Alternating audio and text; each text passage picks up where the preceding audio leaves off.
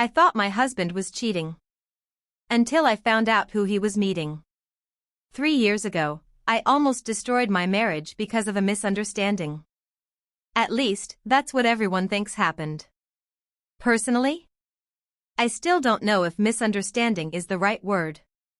Because what I discovered about my husband that year changed the way I see people forever. My husband Daniel and I had been married for 6 years. We weren't one of those couples constantly posting perfect pictures online pretending life was magical. We were normal. Stable. Comfortable. We argued sometimes about stupid things like dishes or money or whose turn it was to buy groceries, but overall, I thought we were happy. That's why the changes in his behavior scared me so much. It started small. Daniel became glued to his phone. Not in an obvious way either. In a careful way. He'd tilt the screen slightly whenever I walked near him. Sometimes he'd smile while texting someone, then suddenly lock the phone when he noticed me looking. At first I ignored it because I trusted him. But trust dies slowly. One strange moment at a time. Then came the late nights. Daniel started coming home almost 2 hours later than usual at least twice a week. Every time I asked about it, he had a different explanation. Extra meetings. Traffic. Helping coworkers. The stories sounded believable individually, but together they started feeling rehearsed. I remember the exact moment suspicion fully entered my brain. It was a Friday night. Daniel was in the shower when his phone buzzed beside me on the couch. I wasn't trying to snoop. Honestly. But the notification lit up the screen long enough for me to read one sentence. Thank you for tonight. I really needed this. No name. Just a heart emoji beside the message. My stomach dropped instantly. When you love someone, your mind tries protecting you from pain at first. So instead of assuming the worst immediately, I spent almost an hour inventing innocent explanations. Maybe it was a coworker. Maybe someone was venting emotionally. Maybe the heart emoji meant nothing. But deep down, I already knew what I believed. And once suspicion enters a relationship, every little detail starts looking guilty. Suddenly I noticed everything. The new cologne. The extra effort in his appearance. The fact he started going to the gym again after years of not caring. Even his moods became suspicious to me.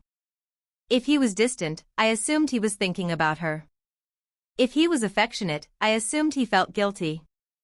It's terrifying how quickly love can turn into paranoia. I didn't confront him immediately because part of me was afraid of hearing the truth out loud. Instead, I started watching him quietly. I hated myself for it, but I couldn't stop. One Tuesday evening he texted saying he'd be home late again because of work. 30 minutes later, I made the worst decision of my life. I followed him. I still remember gripping the steering wheel so hard my hands hurt while driving behind his car through downtown traffic. My heart was pounding so loudly I could barely think straight. Eventually he parked near a small cafe on the edge of the city. I stayed half a block away watching him walk inside. And then I saw her. A young blonde woman already sitting at a corner table waiting for him. She smiled the second she saw him. He smiled back. My chest physically hurt. It's strange how heartbreak can actually feel like an injury. I watched them talk for nearly 40 minutes through the cafe window. Sometimes she laughed. Sometimes Daniel looked emotional. At one point she even grabbed his hand across the table. That was enough for me. I couldn't take any more. I drove home crying so hard I nearly crashed twice. By the time Daniel came home later that night, I had already convinced myself our marriage was over. He walked inside smiling tiredly like everything was normal. I exploded immediately.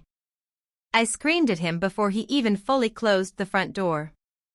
I accused him of cheating, lying, manipulating me. At first he looked genuinely confused. Then his expression slowly changed into something I couldn't understand at the time. Not guilt. Fear. Real fear. He kept asking how much I knew, which only made me angrier because to me that sounded like confirmation. Finally I yelled, "I saw you with her." And suddenly, he went completely silent. He sat down slowly on the couch and covered his face with both hands. I thought he was preparing to confess an affair. Instead, after almost a full minute, he whispered something that completely changed the situation. "You weren't supposed to find out like this." Those words terrified me more than cheating would have. My mind instantly went somewhere darker. Another family? A secret child? Debt? Crime? I genuinely didn't know anymore. Then he looked at me with tears in his eyes and said, "She's my daughter." I actually laughed at first because my brain rejected the sentence immediately. It sounded absurd. Impossible. Daniel and I couldn't even have children together because of medical complications discovered years earlier. We had both cried about it. Together. So hearing him suddenly claim he had a daughter felt insane. But then he explained everything. Before meeting me, during college, Daniel had a brief relationship with a woman who became pregnant unexpectedly. According to him, she disappeared before he even knew about the baby. 22 years later, that daughter recently tracked him down through DNA testing websites. The woman at the cafe wasn't his lover. She was his child. I wish I could say everything made sense instantly after that revelation. It didn't. Part of me felt relieved, obviously. But another part felt deeply disturbed. Because if what he said was true, it meant my husband had hidden an entire human being from me for months. Daniel explained he was terrified to tell me because of our infertility struggles. He feared I'd see his daughter as proof that life unfairly denied me motherhood while giving him a child with someone else.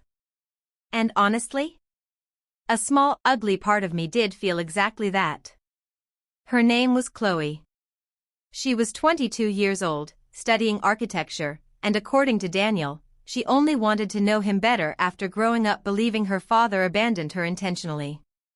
Apparently, her mother had died the previous year, which finally led her to search for him.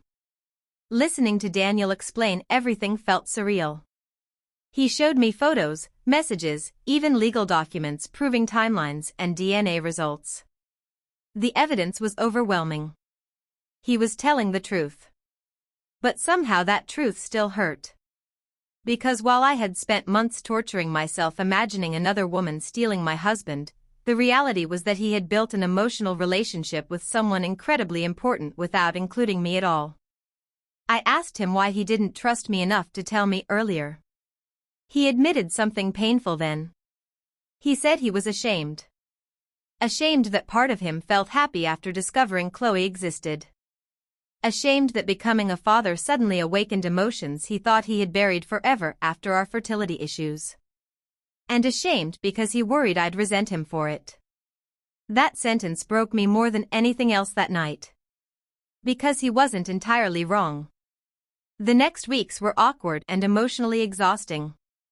Daniel wanted me to meet Chloe eventually, but honestly, I wasn't ready. Not because I hated her. She had done nothing wrong. But because every time I thought about her, I was forced to confront grief I believed I had already healed from years earlier. Eventually though, curiosity won. I agreed to meet her at the same cafe where I first saw them together.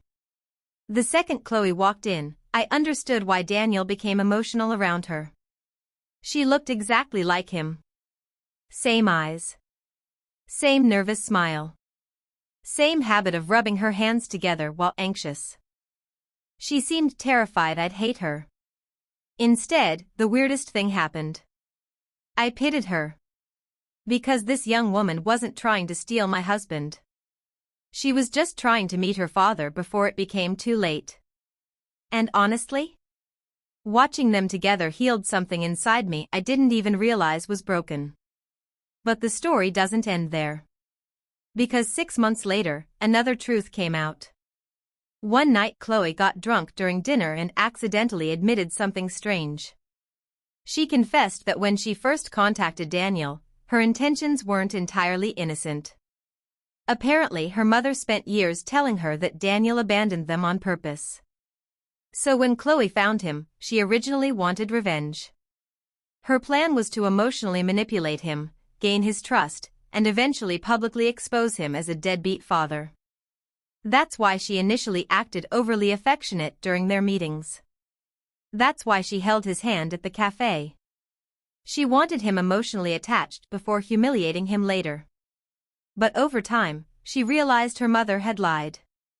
Daniel genuinely never knew she existed. By the time Chloe discovered the truth, she had already grown to genuinely care about him. The room became silent after her confession. Daniel looked devastated hearing that his daughter originally approached him with hatred. Chloe cried while apologizing repeatedly. And me? Weirdly enough, I wasn't angry. Because for the first time since all this began, everything finally made sense. The secrecy. The emotional intensity. The strange tension I noticed between them early on. None of it came from romance. It came from two damaged people trying to navigate 20 years of lost time while carrying completely different versions of the same story. Today, things are better. Not perfect, but real. Chloe visits often now. Daniel cries embarrassingly easily around her. And sometimes I still think about how close I came to ending my marriage because I assumed the worst before asking questions. But honestly, the strangest part of this entire story is realizing something important. Sometimes your instincts are correct even when your conclusions are wrong. Because Daniel was hiding something huge from me. My fear wasn't imaginary. I just never could have guessed the truth would be far more complicated than cheating.